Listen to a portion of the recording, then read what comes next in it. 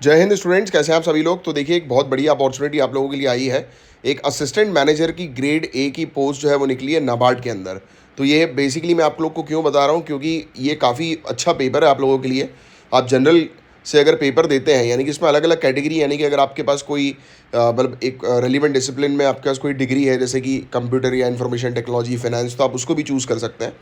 But बाकी अगर general की मैं बात करूँ आप लोगों से, तो इसमें बहुत मतलब इसका सिलेबस भी जो है वो काफ़ी अच्छा है, जो आपके सिविल सर्विसेज के साथ जो है वो मैच होगा।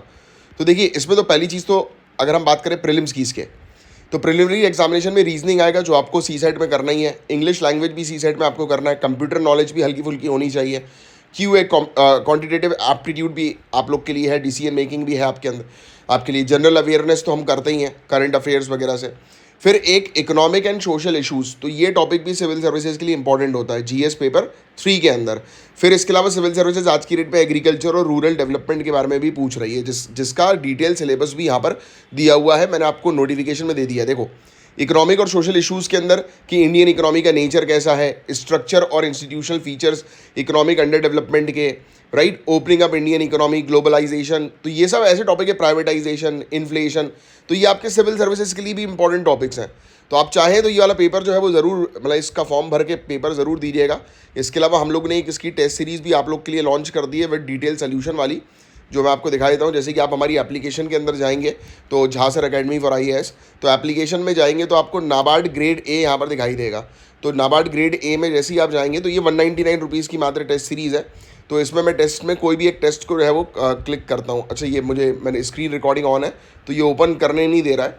बट मैं आपको बता दूं, ये पूरे जैसे कि चैप्टर वाइज भी टेस्ट है। देखो, इकोनॉमिक एंड सोशल इशूज़ के 12 टेस्ट हैं, एग्रीकल्चर रूरल डेवलपमेंट के अलग टेस्ट हैं, राइट। और ये टेस्ट में डिटेल सोल्यूशन है, और इंग्लिश और हिंदी दोनों में ये टेस्ट आप लोग के लिए अवेलेबल है मात्र 199 रुपीज़ में, राइट। तो आप एप्लीकेशन के थ्रू डायरेक्ट इसको जो है वो ले सकते हैं और प्रैक्टिस शुरू कर सकते हैं। तो ये काफ़ी अच्छी अपॉर्चुनिटी है आप लोगों के लिए। 2 सितंबर से लेकर 23 सितंबर तक जो है ये ऑनलाइन इसकी एप्लीकेशन भरेगी। और इसकी मैं एज की बात करूं, तो अगर आप 30 साल की उम्र के हैं, 30 साल तक की उम्र के, तो आप जो है वो इसको एग्ज़ाम को जो है वो ज़रूर दे सकते हैं। तो मेरे हिसाब से तो आपको देना चाहिए, इस एग्ज़ाम को फॉर्म भरना चाहिए, क्योंकि इससे 2 फ़ायदे होंगे। एक तो आपका सी सेट की थोड़ी बहुत प्रैक्टिस जो है वो अच्छी हो जाएगी एग्ज़ाम से पहले, प्लस इसके अलावा आपके 2 इंपॉर्टेंट टॉपिक्स जो है वो कवर अप होंगे, राइट। और एक आपको एक्सपीरियंस भी मिलेगा। तो इसमें बेसिकली 2 पेपर्स होते हैं, एक प्रीलिम्स होता है इसका भी, और एक मेंस भी होता है। तो पहले अभी आप प्रीलिम्स के ऊपर फोकस करो, फिर बाद में मेंस के बारे में जो है बात करेंगे।